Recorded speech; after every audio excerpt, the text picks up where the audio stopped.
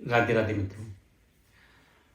आज बात निराशा के ऊपर। लोग बहुत बोलते हैं कि वो निराश हैं।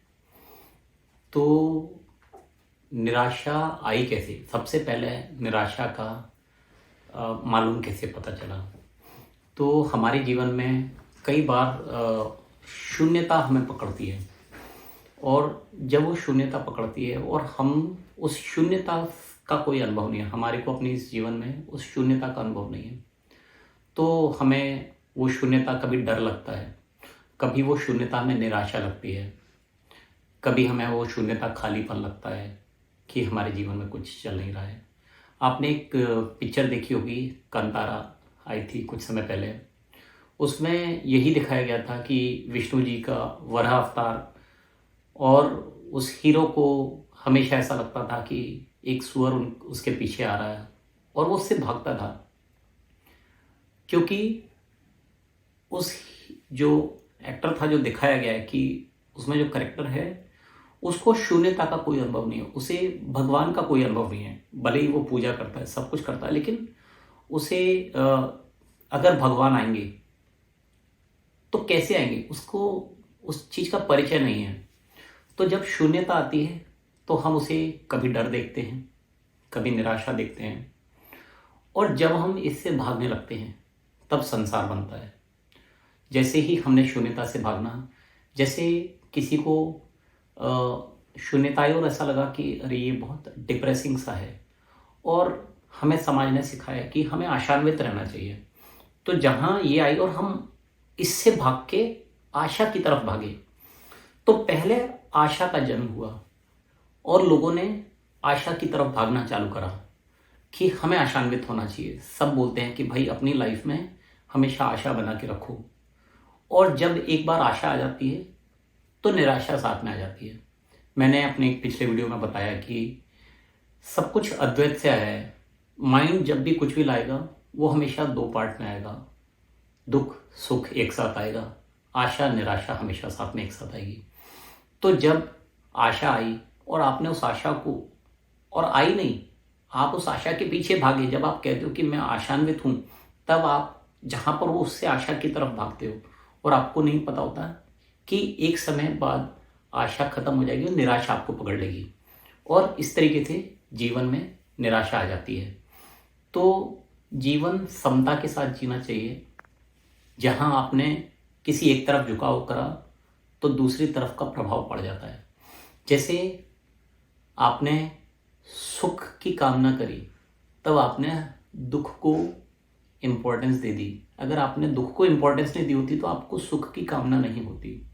इसी तरीके से वो व्यक्ति, जो व्यक्ति हमेशा एक्साइटेड रहता है, उसको जीवन में एक समय में डिप्रेशन और एंजाइटी आना ही आना है।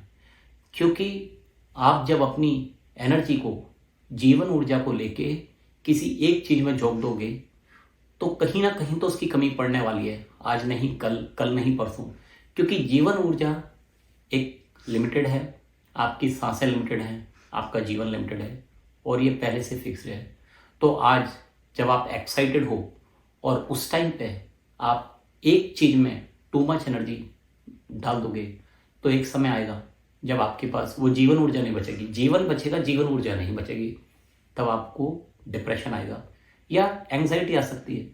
एंजाइटी भी सेम, कि जहाँ पर आपको एक लिमिट से ज़्यादा एनर्जी नहीं देनी, वहाँ आपने उससे ज़्यादा एनर्जी दी तो एंजाइटी आएगी, और या फिर आपने उसको कंज्यूम कर लिया, एक समय बाद आपके पास एनर्जी नहीं बचेगी, आप डिप्रेशन में आ जाओगे।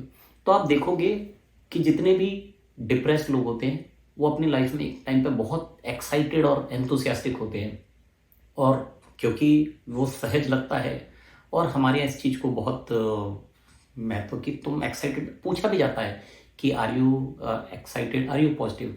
जैसे हम पॉजिटिव देखते हैं तो हम कभी ये नहीं सोचते कि पॉजिटिविटी के साथ नेगेटिविटी आती है। हमने साइंस में पढ़ा है कि पॉजिटिव नेगेटिव के बिना एग्जिस्ट नहीं कर सकता।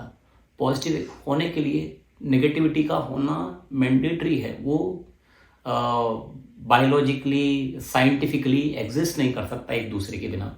तो जब आप पॉजिटिव होगे तो नेगेटिविटी ऑटोमेटिकली आ जाएगी, और जिस दिन आपकी पॉजिटिविटी का प्रभाव कम होगा, नेगेटिविटी आपको पकड़ लेगी। तो जीवन में विचार आना ही आपका लॉस है।